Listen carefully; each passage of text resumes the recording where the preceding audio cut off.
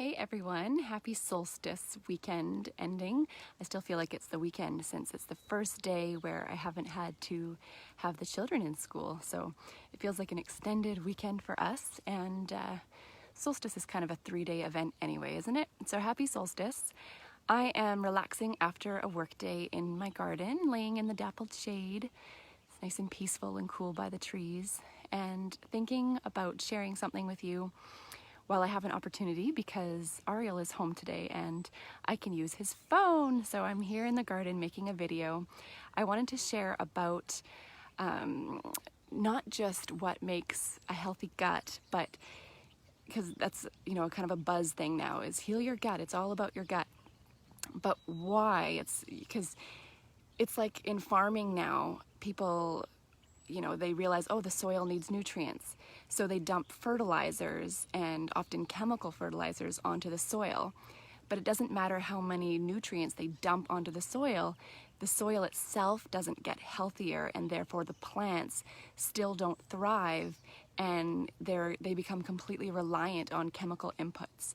So in the body, if we focus only on the nutrients and we start taking all these synthetic vitamins, and we wonder why no matter how many pills we're popping, whether they're pharmaceutical or they're natural or they're from, if we got them from the health food store, we still aren't feeling any healthier.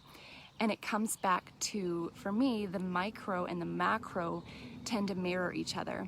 And when we think about the biodiversity and the ecosystem of healthy soil, we can extrapolate a lot of that knowledge to what's going on inside of our bodies as well. So if I was to take a handful of soil from the garden behind me, that nice dark rich soil, inside of it I would find a wide variety of bacteria and fungi and protozoa and nematodes and arthropods and larger insects and worms. And all of those things and viruses. I mean, gosh, per gram, you're looking at 10 with 9 zeros. So 10 to the power of 9, 10 with 9 zeros behind it, viruses per gram. So it's an ecosystem in itself, and you've got bacteria that are feeding on sugars from the fungi, and you've got protozoa that are feeding on the bacteria and the fungi, and you've got insects feeding on a variety of things in that soil, and you've got birds and other larger critters that come along and then contribute their droppings and recycle the whole system into it.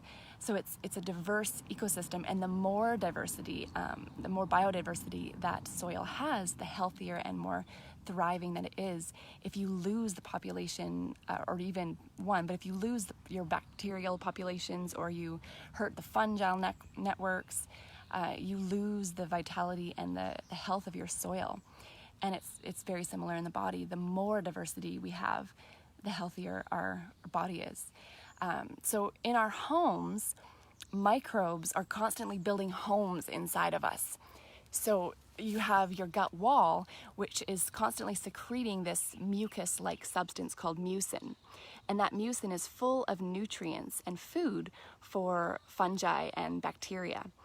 And that mucin encourages those populations of fungi and bacteria to come and set up a home there, and then they start secreting things called proteoglycans or glycoproteins, or these sort of glue-like adhesins that make the biofilm of your gut. And that biofilm is a very protective layer where the microbes are setting up a community, and they're protecting your gut wall.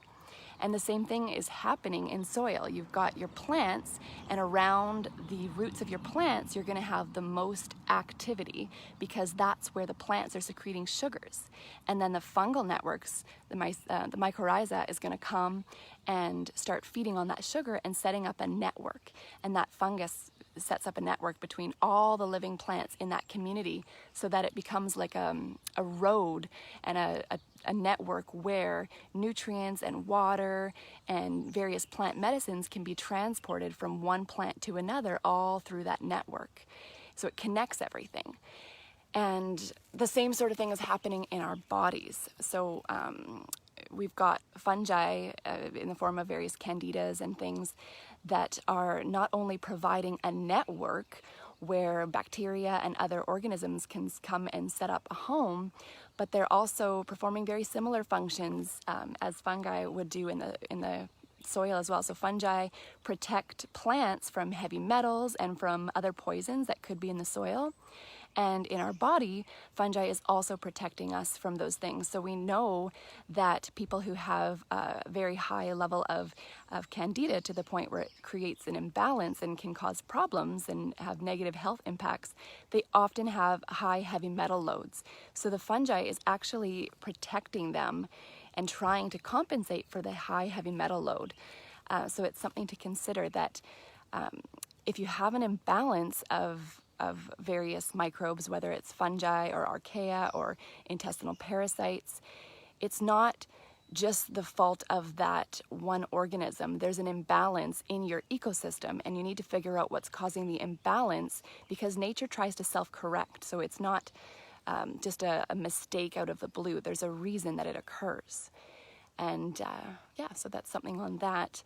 What else did I want to talk about? So our gut wall is nourished by the biofilm of the microbes. So our microbes on the biofilm are actually producing nutrients for our cells to do their digestive work. We know that more than 70% of the energy that your enterocytes, which are the little cells in your intestine, get their energy from microbes.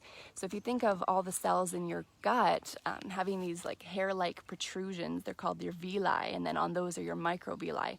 But in between all those little crypts and those spaces is the soil of your gut, which is the biofilm, which is made up of all of the various fungi and bacteria and viruses and all sorts of other organisms. And they have similar functions in our gut as they do in healthy soil.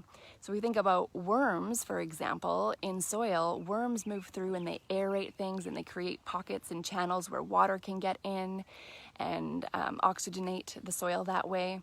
And then as they're going through, they're digesting organic matter and creating humus and lots of nutrients that plants can directly use. And it's the same in the body. Humans have always had worms, and they've never been a problem until we create an imbalance in the ecosystem.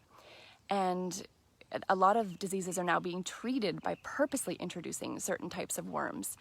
So we think about our human biology. We used to think we were sterile, and now we're realizing that every bit of our body is home to various microbes. And worms travel from our gut throughout the body, and with it they seed bacteria, which have viruses in them as well, and other organisms.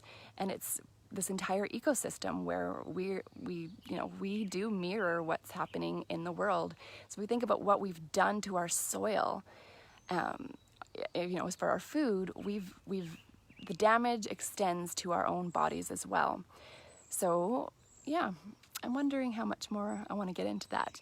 But I just wanted to reiterate that it doesn't matter how many nutrients you put into the system if the soil itself is sick. So if you feed your soil and you create healthy soil in the body, you will naturally have a diverse and thriving population of microbes that will help you, versus dumping extra, synthetic nutrients into your system that can't do what they're meant to do. Because in order for any nutrient to really be bioavailable for us, we're actually feeding our microbiome, and then the microbiome transmutes it and feeds us.